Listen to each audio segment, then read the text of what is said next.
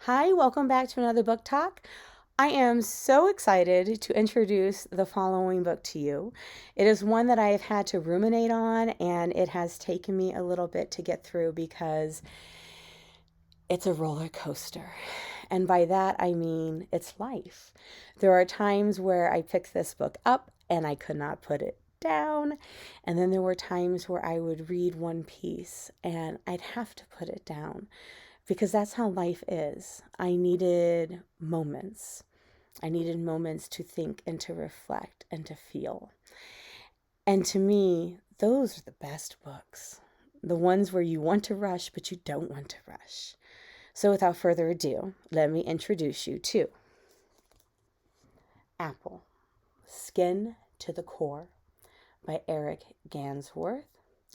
It is produced by Levine, Querido, which is a newer imprint, which is focusing on other voices. So those that are probably less heard. Eric Gansworth is an author that I absolutely love to read. I first became aware of him, although he has written for adults for a while and is a college professor out in New York. But my first experience with him was his YA debut, If I Ever Get Out of Here. He is a member of the Eel Clan, citizen of the Onondaga Nation, and grew up on the Tuscarora Reservation in New York.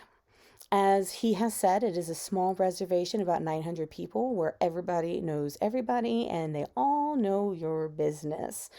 For some of you, you could probably relate to that feeling of everybody knowing your business.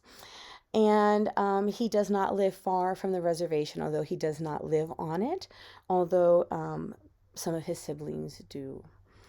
So let's get started. I first want to talk about the format of this before I talk about the title, because I think it's important to do that. So, for those of you who have read Eric Gansworth before, it should come as no surprise that music plays a big role in the format of this book, and in particular, the Beatles. And Eric does admit that the Beatles, which do crop up in his other books, especially in If I Ever Get Out of Here, are a domineering force in his life, as are other artists, music in general, David Bowie, Pink Floyd, just let me list all the bands that I like as well. And this is something that really connects him to popular culture, besides, TV and movies at the time. And he decides to tackle this idea of what Apple means, which I'll talk about in a moment, using the White Album by the Beatles, which is an album, there's a whole poem in here about it, which deeply just moves him, just the style of it and what they are doing. And when he's over at a friend's house and hears it for the first time, it's just soul altering for him. So he arranges this very much like an album. And there's many times where I've caught myself wanting to call this a piece of music. And in some ways it is, as a piece of a musical tribute, at least to me, to his family, his community, himself. But as a whole, it's just a piece of art. Eric Gansworth uses poetry, all different kinds of poetry. I can't even name all the different kinds of poetry he uses, as well as visual art and photographs to convey a memoir of not just his own life, but that of his family and community. So let me show you what I mean. When the Beatles produced the White Album, they created their own label called Apple Records. Apple Records. So if you take a look at the contents, you will see that this is divided up. Apple Records. And instead of the White Album, he has the Red Albums. Okay. And then when he has Dog Street, which is a main street in town, which you will read about because I know you will check this book out, he has side A, and you will see the title of the songs match the titles from the Beatles album. Okay. So at the end, there are liner notes, just like you would see. Look at this. Look at these beautiful illustrations. Isn't that incredible? I love this. You will see that he explains a lot of what the illustrations mean. And there is this beautiful symbology, and it weaves in and out what those things mean.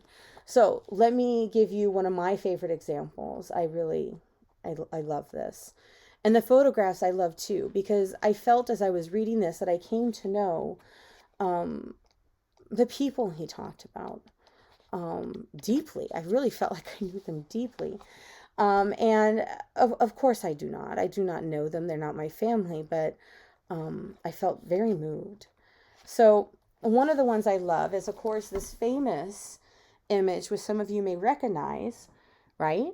Abbey Road, right? With our Beatles. And so what he has here, from where I'm tapping all the way over to this side, is his grandfather, his father, his oldest brother, and then him.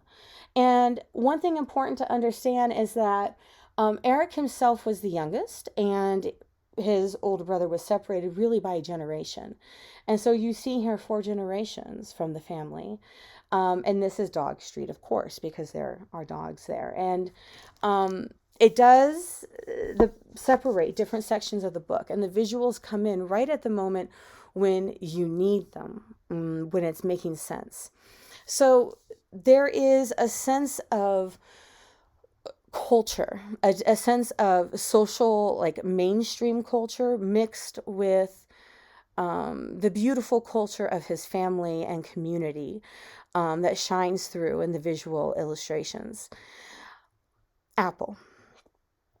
I will describe this because I think that it's important to understand. And for me, I got it as soon as I saw this cover. And if you can't see, it is a person. Let me get it out of the light a little bit more. And the peel is coming away. When I was in elementary school, one of my friends, I grew up in an area where it's about less than 1% white.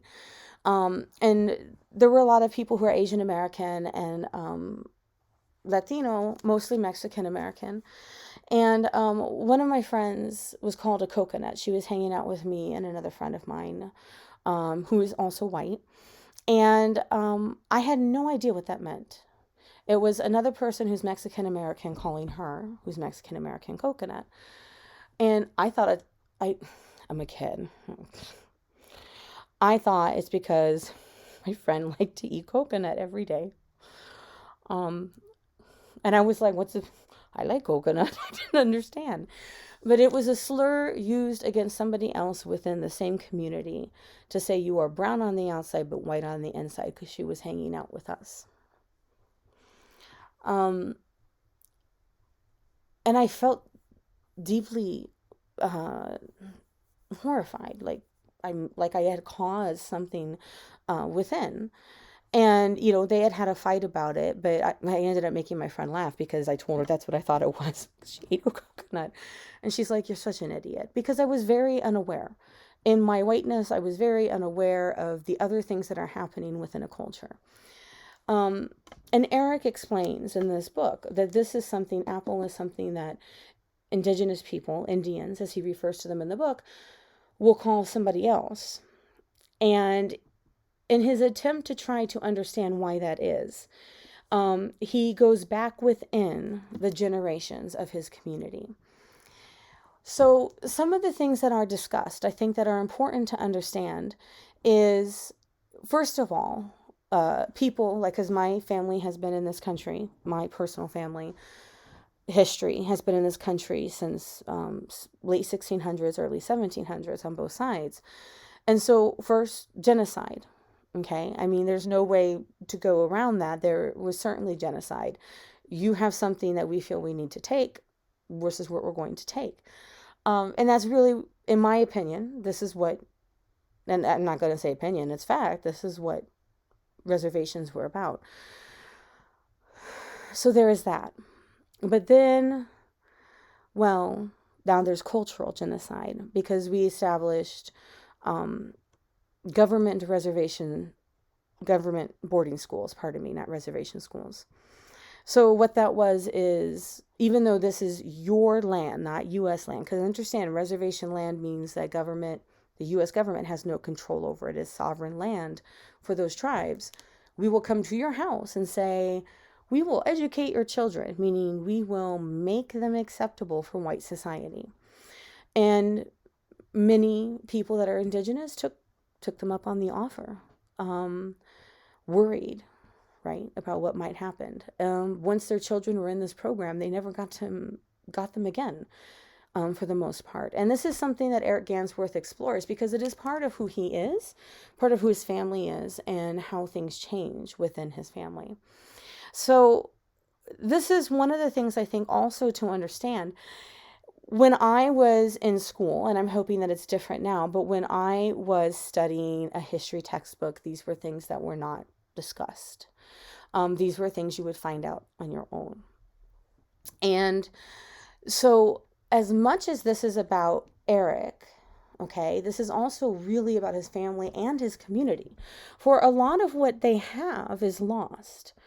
Some of it willingly, some of it out of fear, a lot of traditions broken. And so I think it's important to understand that, because this hasn't, I don't think, happened to just indigenous people. I think this has happened to many people, not just in the United States, but other cultures who wanted to mainstream people into a certain way of thinking. So it's important to recognize that. And these were not long ago. We're talking about Eric's grandparents, okay? And so lots of things have been broken in tradition, but lest you think this is a novel of horribleness, there's also so much laughter in this. Oh my goodness. The things that him and his siblings get up to, that he gets up to with his friends, it's family. I mean, at the end of the day, families have a lot in common. Sometimes they can be crappy. Let's not get it wrong. I mean, families aren't sunshine and roses. I don't care what somebody next door says. It's not Leave It to Beaver. Yet there is a strength in knowing that you have one another. And Eric says that even though he is an outsider in a reservation, right, because he is from the Onondaga tribe, and it's Tuscarora, and so he doesn't quite fit in, these are the people he loves. These are the traditions that he has grown to care for. And he's also a double outsider, because he also, like, doesn't do the things that other people in his community do. And it's just wonderful. I think this is a book for anybody who wants to know more. And I think you should want to know more. I think the more we know of other people's stories, the better we are at understanding our own.